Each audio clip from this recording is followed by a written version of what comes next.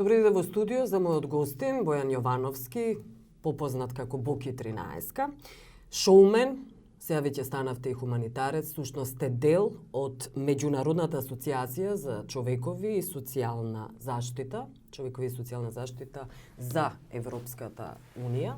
Започнавте некои проекти, почнавме да ве гледаме всушност низ медиумите секојдневно како помагате на социјално загрозени семејства. Така е, добар ден, поздрав до вас и до вашите гледачи. Драго ми е што сум во ова студио на Нова. Така, она што го видовте околу проектот. И малку. Проектите, Меѓународната асоциација за човекова и социјална заштита е асоциација која што се занимава со проблематика, односно сме фокусирани на најранлива категорија на социјални случаи. И имаме група на проекти која што треба да се реализира во првите 2 години, но ние функционираме, значи, во овој момент даден за работиме на територија на Република Хрватска и Република Србија. Македонија е исклучена од овој проект? Далеко од тоа дека Македонија сакаме да биде исклучена, Македонија сама се исклучува од многу работи. Добро. Тоа значи дека можете ли да образложите? Ќе образложам. Пристапот до Македонија немаме на кого да го дадеме, односно се уште мислам дека Македонија не е во состојба да ги исполни условите да стане членка на нашата асоциација и да ужива во проектите кои што ние ги нудиме. Она што ние ќе го нудиме, односно го работиме во првата група на проекти се социјални станови, односно социјални згради, прифатни центри и народни кујни кои што ќе изгледаат како народни кујни, односно како ресторани пристојни, а не како Ја видовте ли, имаше една вест, мислам дека утрински вестник ја објави дека на 600 члено семејство кое 8 члено беше, да. Благодарам што ме поправивте, да. Дека се тие луѓе слепи, дека неколку пати биле одбиени за социјален стан. Да. Прочита веста и мислам дека веќе испратив дописи од свое лично име и колку што можеме јас лично, она што го гледате вие е моја лична заложба кон тие луѓе и тие хумани дела кои што сум ги направил. Сум ги правил Билјано во текот на сите изминати години кои не сум се бавил со сериозна работа, но никој што не сум го кажувал јавно од проста причина што сум сметал дека тоа треба да остане за мене. Не треба да биде третиран дека не е сериозна работа. Овдека е несериозна работа. Во ред. Добро. Имавте конфликт со градоначалникот на Свети Николе токму заради тоа семејство кое му помогнавте. Така, исто како што сега споменувате дека имало 8 члено семејство на кое што 3 пати одбиено и живее во катастрофални услови. Истото се случи, ја добивам сторијата за малиот Лука и некако добивам желба да помогнам, односно стварно тоа дете имаше во тој момент 15 на дена, 2 недели беше, да помогнам и веднаш најавив дека ќе обезбедам стан со платени сите режиски трошкови за година дена, додека да им се направи куќата, преди тоа што луѓето се предмет на манипулации и лаги, дека нивната куќа ќе биде средена, не знам, за кој период, до кога, како и тоа трае детево нема никакви услови. Тоа прво не е куќа, него е не знам како треба тоа да се нарече, го нема адекватниот збор. Не исти.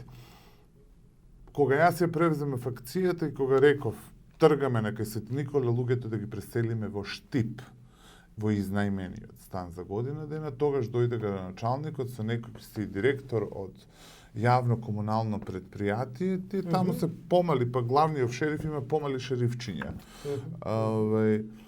И ги заплашуваа луѓето дека ќе им го одземат детето доколку не одат во тој шелтер центарот таму да се сместат, па они ќе им ја реновирале куќата. Се сети во моментот кога јавно јас реков дека сум обезбедил стан.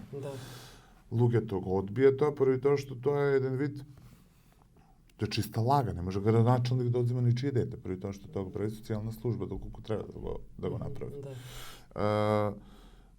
Му се обратив во тој момент преку својот профил, поради тоа што ова е прво мое телевизиско вако студиско појавување после долг период. Се што имам да кажувам преку своите профили на социјални мрежи. Да, Facebook во принцип. Facebook, да, ете, Instagram и благодарение на тие ние имаме каде нешто да кажеме. При тоа што сметам дека е поразително за ваква новинарска екипа како што сте вие овде. Добро. Да работите во услови во кои што работите. Вие заслужувате да работите во сериозни услови. Ајде околу да говориме она што бевте, како што велите, шоумен, со што не сте многу горд заради условите всушност кои ги има во оваа држава, станувате општествено ангажиран, што е и светска практика и хуманитарец. Кои се препреките со кои се соочувате токму во оваа ваша општествена ангажираност? Во моментов или во изминатиот период? Во моментов кога започнувате за изминатиот период, подоцна ќе говориме. Така. Препреки од типот на во моментов јас не можам да имам препреки од земјата поради тоа што јас немам никаква врска со власта или пак да зависам од неси. Но лични препреки од типот личен анимозитет.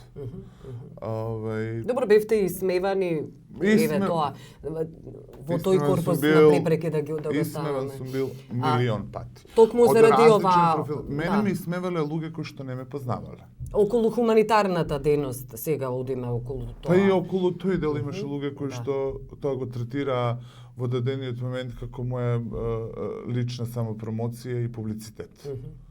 Па и тоа им пречеше поради тоа што ето за едно хумано дело јас сум се сликнал и на својот профил сум објавил фотографија која што имаше 20.000 лајкови, некој се најде повикан да го опонира тоа мое да го омаловажи. Така. Да.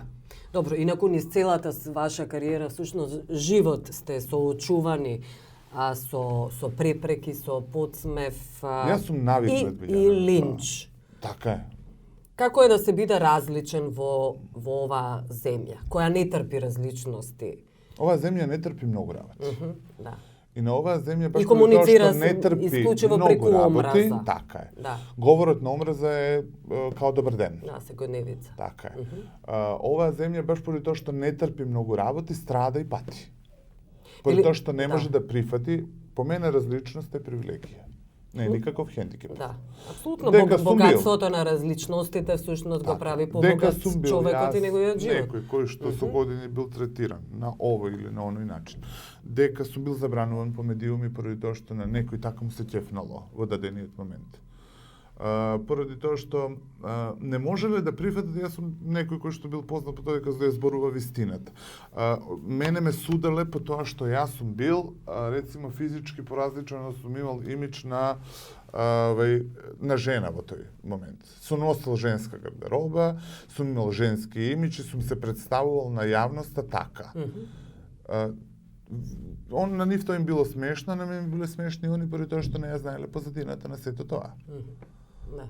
Велите, оваа држава страда токму заради омразата која се промовира и која е дел од секојдневието. Не страдаат ли луѓето? Не сте страдале ли вие заради тоа? Па ја не сум дозволил да страдам. Добро. Ако сакаме да бидеме скроз искрени. Јас не сум некој што ќе од себе прави жртва. Ја не сум дозволил да страдам. Јас некако тоа сум знаел да ги превртам работите во своја корист. Што значи тоа? Тоа значи дека вие ми се смеете, смеите ми се слободно, но јас ќе најдам начин од вашето подсмевање на мојот лик и дело да заработам. Па онда сум одел по таа логика дека Добро, да. Можеш да работите да ги свртиш сам, поради тоа што нема кој друг да го направи. Но добро, храброста за која вие велите дека ја поседувате, зашто треба да ви се честита, токму во вакво општество, не говориме значи за некаква позрела демократија. Сведоци сме сите за нападите врз ЛГБТ заедницата, таа малцинска заедница која е кревка токму заради тие секојдневни напади, хајки и линч. Значи не говорам само за објектот, например, на ЛГБТ или нивните куќи каде што тие луѓе живеат, туку и физички малтретирање и напади врз тие луѓе. Било каков тип на насилство не можам да го поддржам, него се грозам од исто. Но особено не може да се поднесе кога станува збор за насилство, кога правдата не е насочена кон заштита на таквите. Така, и зошто оваа држава нема поддршка, односно таа ЛГБТ заедница, јас немам никаква соработка, нити па сум имал до сега со таа ЛГБТ заедница. Но нормално е како свесен човек од 30 години, кој што во животот прошол многу, да ја дадам својата максимална поддршка кон истата таа заедница. Да. Не ми е јасно само зошто оваа држава не помогна на тие луѓе, кои тие луѓе се граѓани на оваа земја. Добро. Добро, јас ви благодарам што бевте. Благодарам и на вас.